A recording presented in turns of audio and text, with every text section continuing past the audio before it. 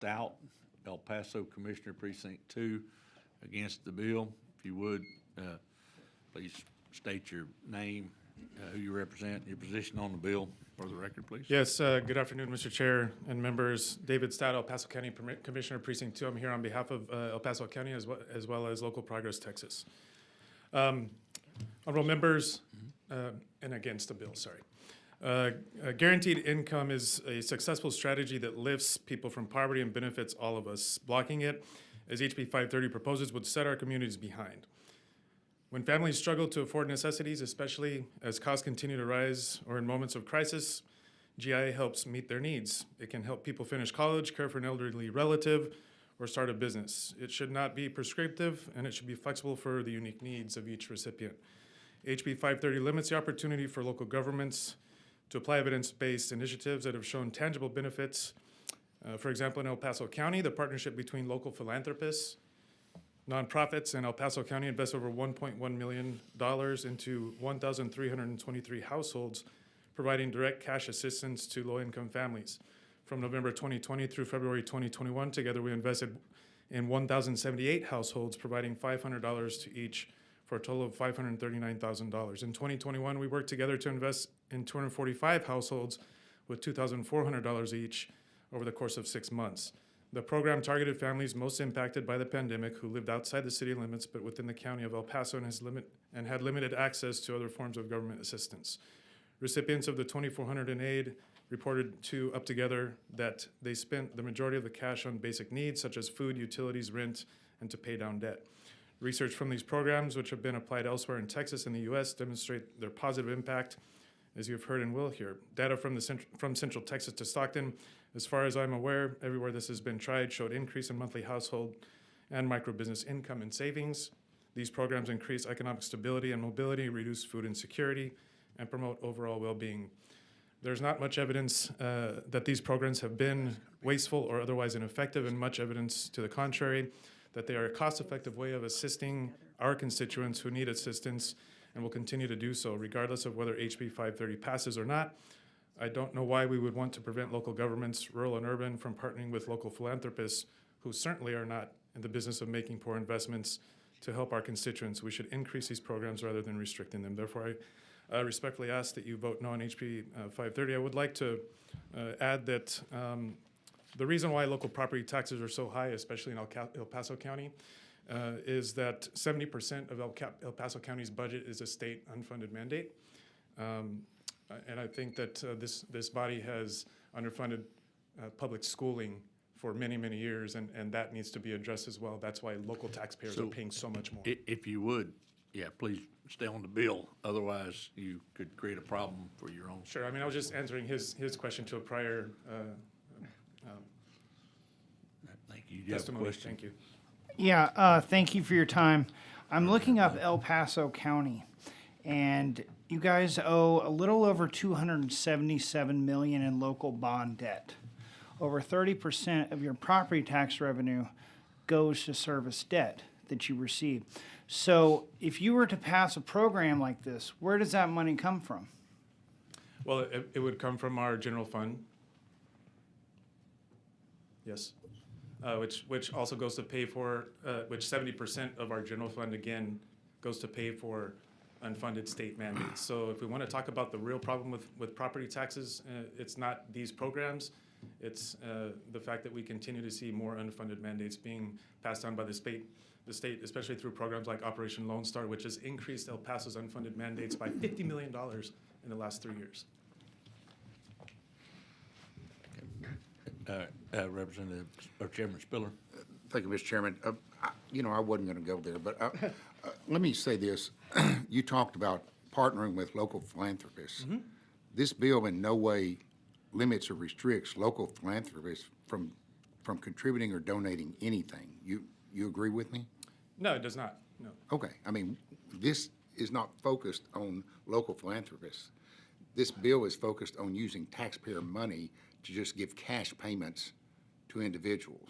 Well, sometimes it's hard to get local philanthropists to put up money for funds like for programs like this if we're not putting up funds for. Well, that's up to them. I mean, Sure. local philanthropists can do whatever they want to, But it's- and it's- whatever they feel the need to. What this bill focuses on, I believe, is using taxpayer money to just give cash payments to people. And really, it's just a question of what we believe to be the proper function of government. Is it, if it's in your county, if it's dealing with all the things dealing with county government and the functions and operation of county government, or whether it ought to be cash money to residents. And you understand that's what this bill focuses on, in my view. Sure. So and it doesn't we- have anything to do with schools. It doesn't have anything to do with Operation Lone Star. It has to do with you taking taxpayer money and giving cash payments to individuals. Well, I mean, I was just going to the point of scapegoating these types of programs for the high property taxes in our communities. It's not the case. That's not why there are high property taxes in our communities. And we give cash and incentives to businesses and corporations all the time, locally and at the state and at the federal level. Why can't we give it to folks that are underprivileged? Well, that's a subject of a different bill. But no, I think you've answered my question. Thank you. Thank you, Chair. Representative Rosenthal. Thank you, Mr. Chairman. Thank you for coming, Commissioner. Glad to be here. You're elected by the people of El Paso Precinct 2, Correct. El Paso County Precinct 2. If those people were dissatisfied with your performance or your county programs, they can replace you for someone that does something different, right? Every 4 years. Every 4 years, and that's true of all the county commissioners? Correct. And the county judge? That's right. So being from a local municipality, which we see a lot of in this committee, are you of the opinion that local government should be able to operate locally? I believe in local control. Yes, sir. Thank you. Thank you. Vice Chair Zwiner. Thank you so much, Chairman, and thank you so much for being here, Commissioner. Thank you. So I was pulling up some old articles about this. So I guess what I'm seeing is, y'all put in $500,000 as a county and had $400,000 from a private donor. Is that Correct. correct? And what was the monthly payment y'all were offering? folks? $500 a month in one iteration, and there was, $500 a month, yes. Okay, thank you. Do you know what the salary of a state representative is? $7,000 a year, $600 a month. something like that. And I just wanted to bring that up because I feel like it is a constant joke in this body that we're not really paid.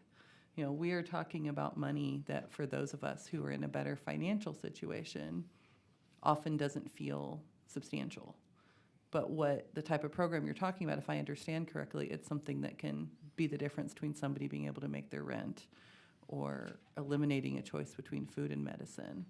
I mean, are you concerned that a payment of $500 a month is going to discourage people from working? Absolutely not. community?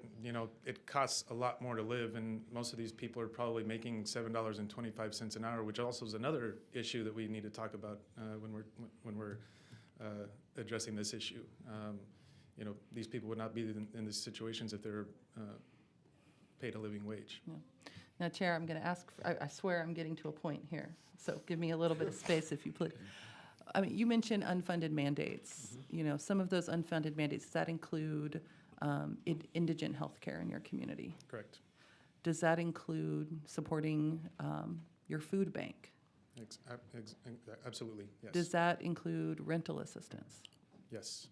Is your hope that through this more cash-based program that over time you might relieve reliance on some of those other programs? I think that's the ultimate goal, is to create economic mobility and generational wealth, and make sure that people don't have to depend upon those programs, yes. Yeah.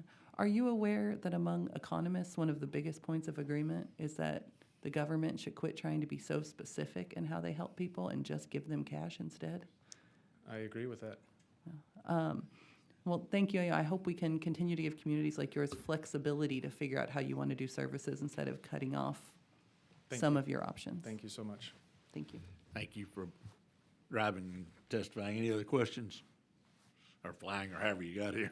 Thank you Absolutely, for- but thank you very much. I appreciate the time and the questions. Yeah, have a good Absolutely. Chair calls Barbara Acosta